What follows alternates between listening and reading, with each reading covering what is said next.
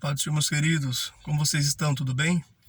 Eu quero aqui falar um pouco sobre o desânimo, baseado naquela passagem de 1 Reis, capítulo 19, que relata o desânimo profundo, do profeta Elias. A Bíblia diz que ele deixa o seu moço em Judá e vai para o deserto, e lá ele pede a sua morte. Ele estava tão frustrado, devido à rebelião de Israel. Ele foi levantado por Deus para que houvesse reconciliação entre Israel e o Senhor. E depois daquela seca que teve durante 3 anos e meio, Deus usa Elias, lá no Monte Carmelo, e responde com fogo. Os profetas de Baal e de Azera são mortos, e o povo clama: só o Senhor é Deus.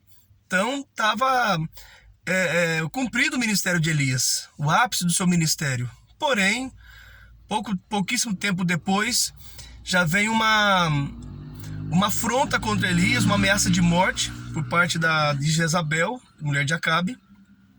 E ele fica frustrado, porque ele entende que Israel não tinha se voltado para Deus de todo o seu coração, porque não tinha uma viva alma que estava defendendo ele, E aí ele vai para o deserto e perde a morte. Sabemos que Deus envia um anjo, e com pão e água para o animá-lo, e ele, primeira vez ele come, bebe e continua deitado. Depois o anjo desperta ele novamente, ele come e bebe, e a Bíblia diz que com a força daquela comida ele andou 40 dias. Então é um alimento sobrenatural que Deus deu para ele.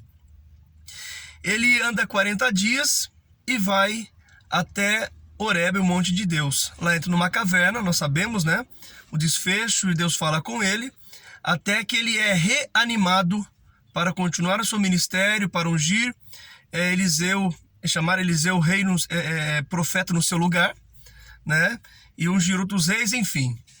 Observa que um homem como Elias, um homem de Deus, ele era limitado como eu e você. Tiago diz que Elias era sujeito às mesmas paixões, mesmas fraquezas que nós, O desânimo é um estado de espírito que nos freia, nos barra, nos impede de continuar caminhando. Mas Deus é aquele que tem o poder de nos reanimar. Ele disse assim: no mundo tereis aflições, mas tende bom ânimo.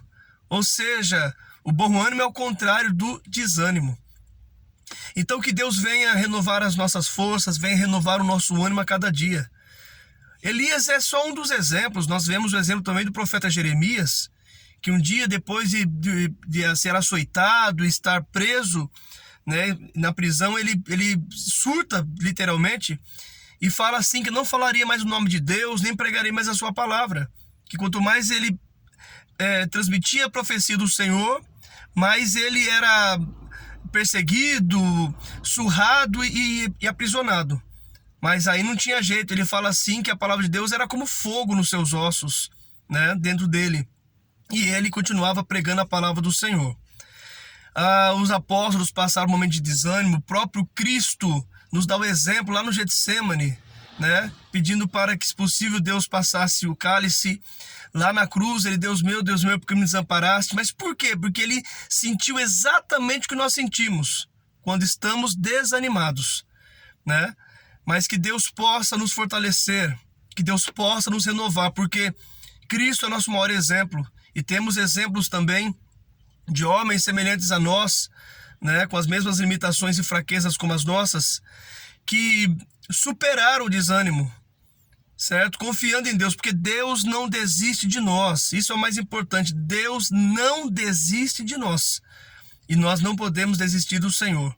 Que Deus venha nos fortalecer, que Deus venha nos dar graça, nos dar forças para prosseguirmos, confiando que com Cristo somos mais do que vencedores. E Ele nos dará forças para superar os momentos mais difíceis. Ele nos garante a vitória. Amém? Que Deus te abençoe em nome de Jesus.